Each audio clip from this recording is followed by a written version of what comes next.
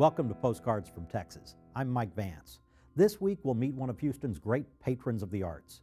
But first, let's look at the beginning of American manned spaceflight, ramped up in response to a huge head start from the Soviets.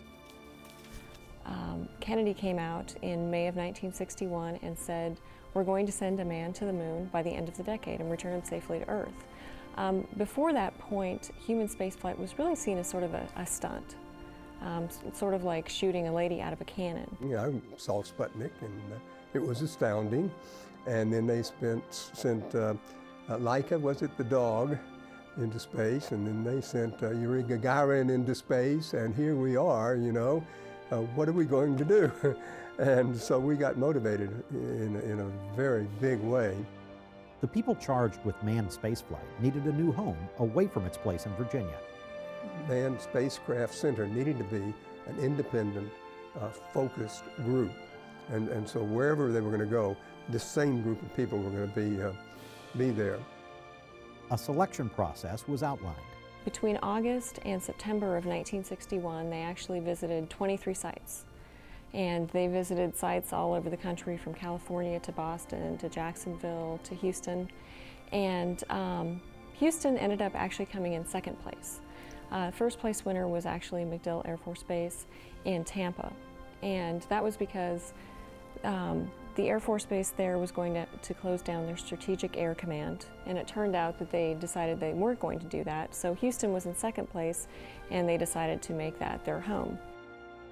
At the time, Texas was politically the most influential state in the nation, and they brought that influence to bear.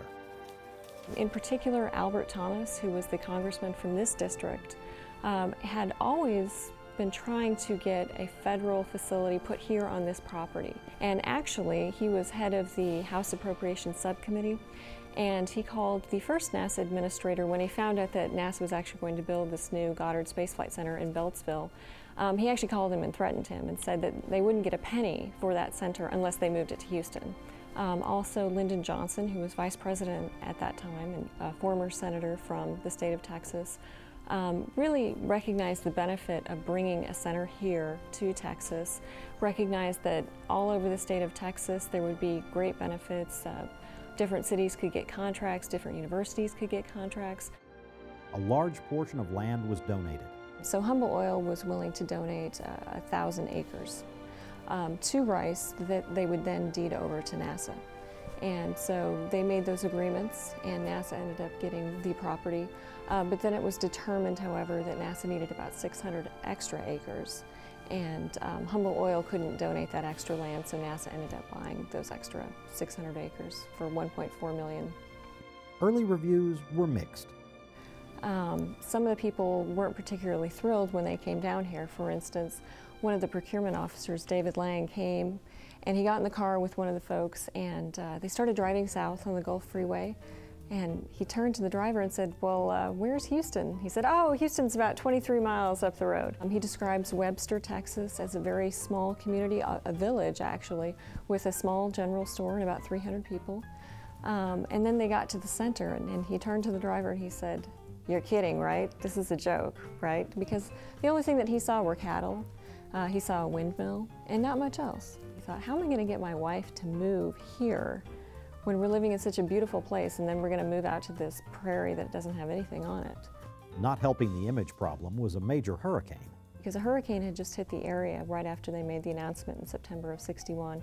And so there was debris everywhere, there were trees that were flattened, there were still boats on this property that had come in from the wash. Houston had just had Hurricane Carla come through in '61, September, I think. And my wife had been packaging up all these things to send to the poor people in Clear Lake outside of Houston, Texas. And then sometime after that we heard, gee, we're going to be moving to Houston, Texas, and we can see our shirts when we get down there. All of this prompted a sales job in Langley, Virginia. And so he posted signs up all over Langley that Houston is a great place to live. And really had meetings and tried to tell people the benefits of moving to Houston. He did counter the idea that snakes were crawling all over the streets and sidewalks, that hurricanes didn't hit every year. Granted, hurricanes hit in Virginia as well. that the weather wasn't so bad. A lot of people talked about how, oh, it's just horrible, it's just heat all the time. The Chamber of Commerce actually sent people out to Langley to talk about the area, talk about the school district, really tell people that, hey, Houston is a great place to live. For their part, Houstonians were ecstatic about their new neighbor. The people here were very energetic. They really opened their arms to people from the Space Task Group. They were thrilled that NASA was going to be here. A lot of people thought that with NASA coming here, you would see a big boom like you did with the opening of the Ship Channel in 1915. The Dallas Morning News said that NASA was going to put Houston in orbit. The Houston Magazine said that this was wonderful news. Up next, Houston welcomes NASA.